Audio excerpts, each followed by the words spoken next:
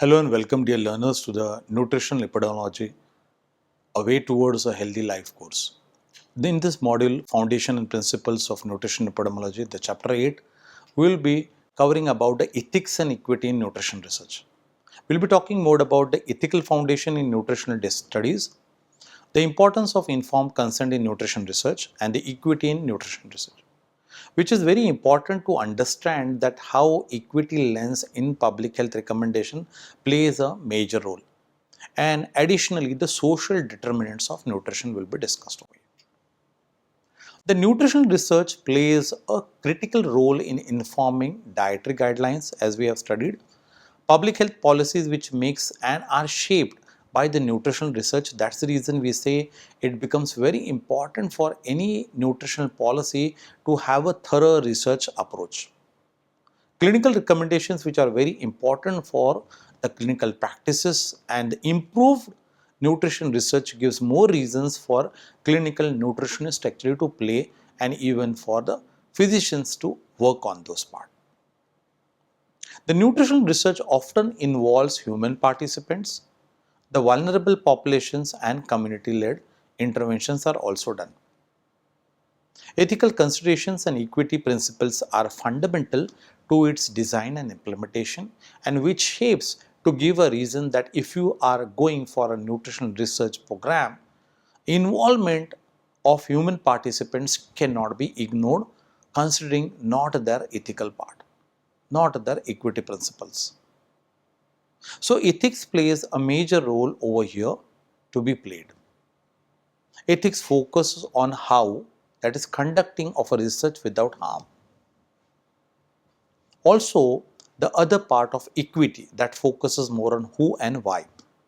This ensures all the population benefits and historical imbalances are corrected and measures reasons actually to give a population a proper supply of food. So ethics in nutrition research ensures that studies are conducted in ways that protect the participants' rights, their safety and dignity, which majorly come into country like India, where the ethics in nutrition has a stated importance. While equity ensures the research benefits are fairly distributed. When it comes to the outcomes and giving the benefits of that, it is to be distributed across the population and not to be ignored. So equity in nutrition risk plays a very important role, and that existing disparities, health disparities, are to be reinforced or corrected.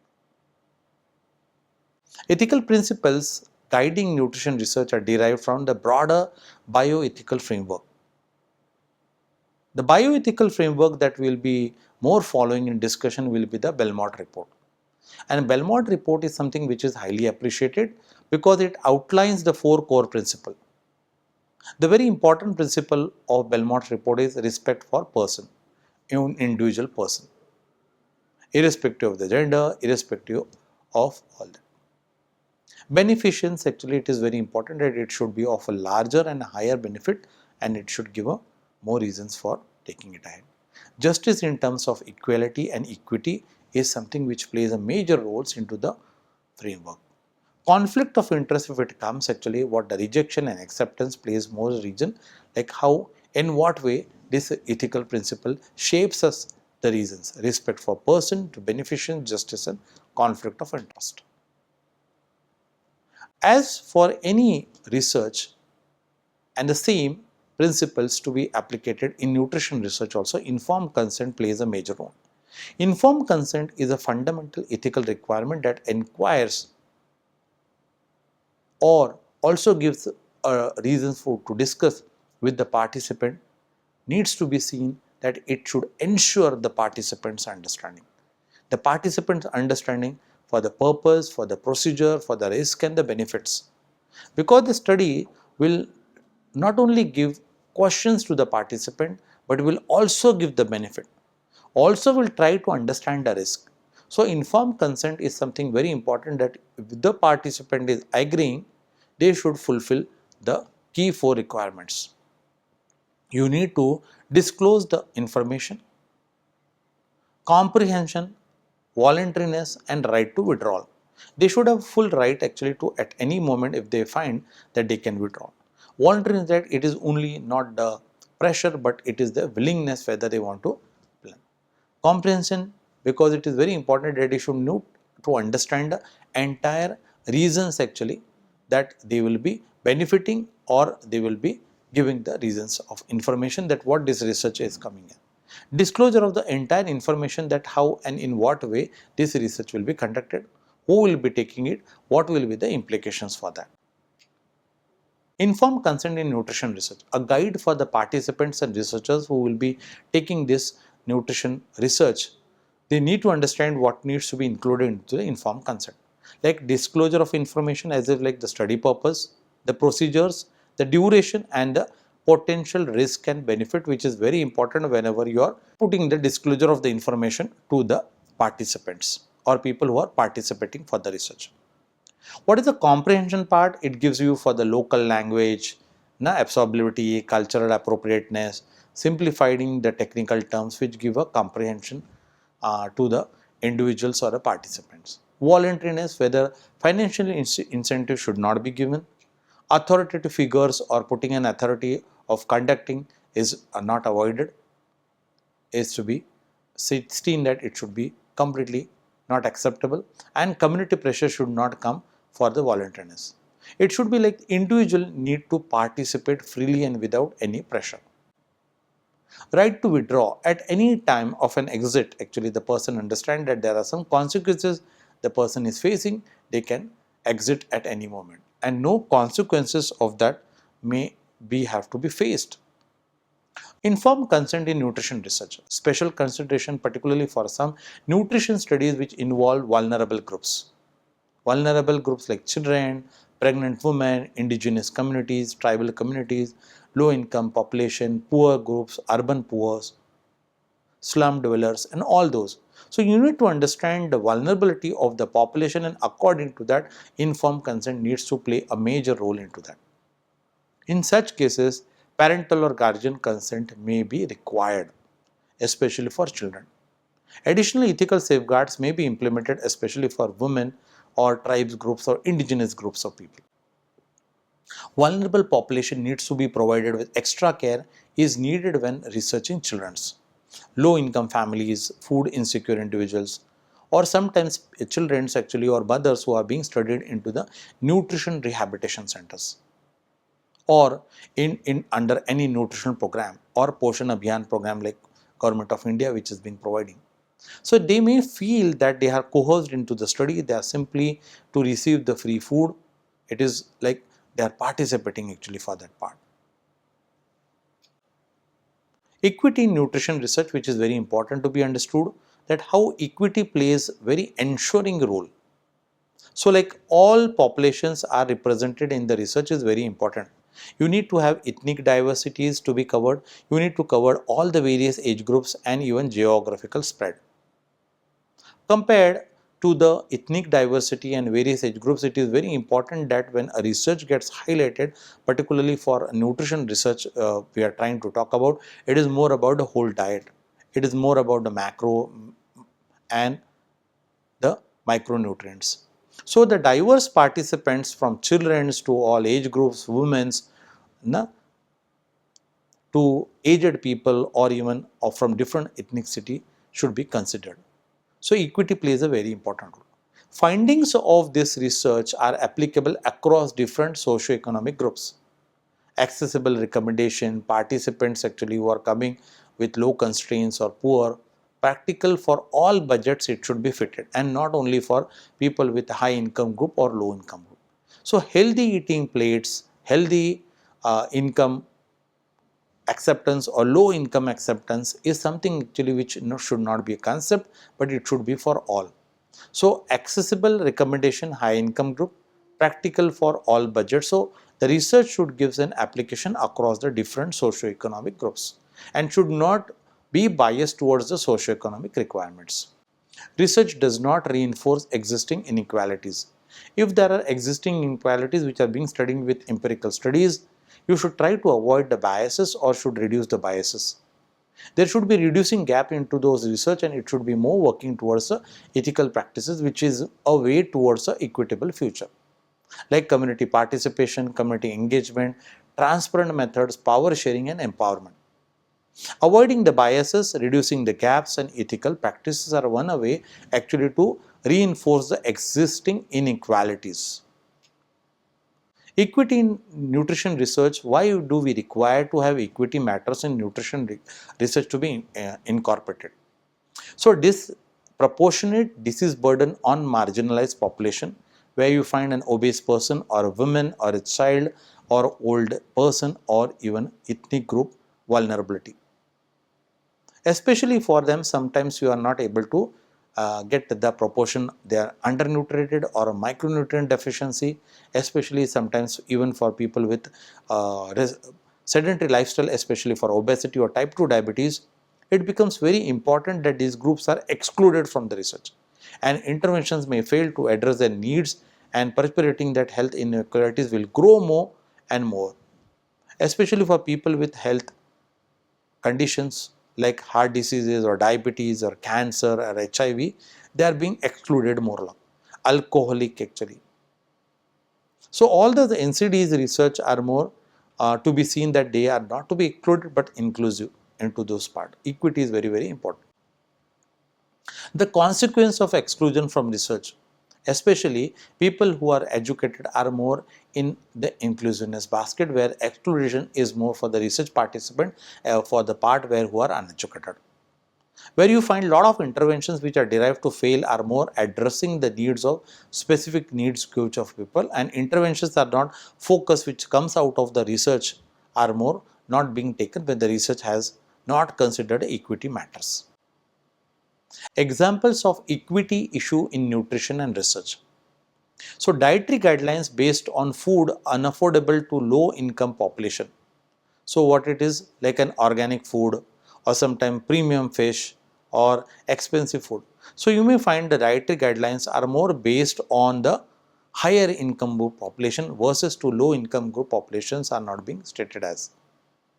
Versus to low income group household who have limited selection choices, or sometimes for the basic grains also they have to struggle, or cheap vegetables they have to, what are the guidelines that can give us them a reasons to come up with the sustainability part.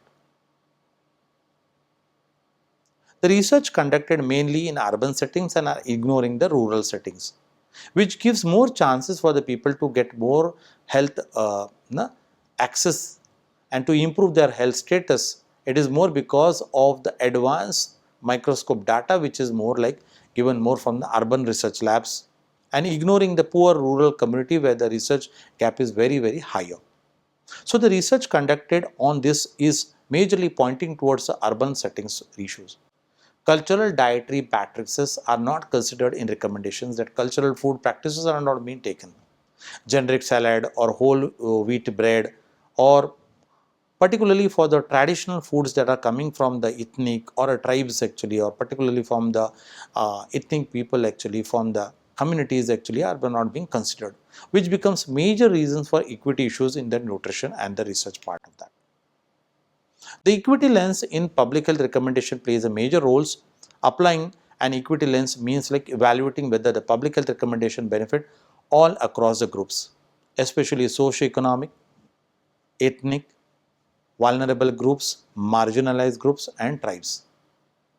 And unintentionally, if they are not being intentionally if they are not being covered, it widens the health disparities. So while designing an equitable nutritional policy, you need to understand the key questions for the research, that who it will benefit, how the interventions will be planned with this research, who might be left out or will be left alone for those. So the community visibility is very, very important, which propose to give us a policy which is driven to be supported by evidence-based research. The interventions that are planned are not creating a barrier to the access or affordability, but are also enhancing that. So transportation cost, complex paperwork, or limited programs hours, or language barriers, which gives more reasons of equity to be increased and lesser not to be decreased. What are the strategies to apply and put up the equity lens? Very important. The accessibility of recommended food is very important, and which makes us the reason that equity lens is to be covered in public health recommendation, especially for what are the recommendations. in terms of accessibility of that food, or account for cultural dietary practices which are more being seen as a great inhibition actually for those people who has a mix of sort of an understanding where it can be cumulated. Consider the economic affordability, particularly for food, especially like fruits or even for like fish or even for all those, which gives us a reason that economic affordability plays a major roles in the equity lens. Also, to evaluate the structural barriers as if like food deserts, limited resources or policy gaps which are not giving us the reason that every person cannot be seen to be played. But yes, it is essential to understand, and when the evaluation is done, it should also put up the structural barriers as a prime responsibility to meet up the challenge of equity lens. Now coming with the social determinants part, the nutrition outcomes are influenced by a range of socio-economic and environmental factors. There is a reason why we need to consider the social is more reasons of putting at the economicness or the poverty lens. The economic lens additional with education and even the food environment. Environmental part to club up the environmental aspects of the food, culture and grow, or the practices of the rural agriculture practices and the cultural practices of the food with sharing part. Policy and food systems which are more driven actually towards the urban development and rather not to the rural. So social determinants plays a major important to be seen as a factor which is beyond the individual choices that influence the diet and health. Where we find wages is one reason actually, or sometimes unemployment or underemployment actually, or food insecurities gives more reasons to increase the economic and poverty aspects. Where reading about more of the nutrition or attending cooking classes, health literacy gives more reasons actually people for educated people to get more education on health. Food environment, particularly for the urban setups, get more benefits of availability versus to the rural who are producers, but they are being ignored actually on availability or accessibility for the food. Cultural practices actually which is giving more on good cooking practices or storing practices or sharing practice or a gathering, which gives more chances of reasons for nutritional balances actually, which is more towards a equity part. Social determinants, what are the implications into the research? Nutrition research must consider these social determinants when interpreting the results and designing the intervention. The intervention should not be left without inclusions of this. Ignoring the social determinants can lead something which is being not to be considered for an individual, which may say that about the individual dietary benefits you may come up with lot of misleading conclusions which will be pointing towards a failure rather not the successes. So in summary to this particular chapter, the ethics and equity are essential components and are very important for the responsible nutrition research. Ethical principles such as respect for people, beneficence and justice needs to be a guide to conduct a good nutritional study. Informed consent no doubt plays a very important role which should be voluntary and knowingly to be participated. Equity in research ensures fair representation of the population and preventing the widening health disparities. Applying an equity lens helps ensure the public health recommendations are feasible and are beneficial. Social determinant plays a critical role in shaping dietary behaviors and nutrition outcomes, which should come up with a principle to ensure nutrition research contributes and it improves the health in a fair and inclusive manner rather not an exclusion. So with this we come an end to this chapter and pointing towards the important references which are being highlighted over here, try to concentrate and read in detail to overcome the understandings that creates from all other practices that are being discussed, and try to understand and go and detail with the research involvements which plays a major roles to meet up the challenges of equity in public health. Thank you very much.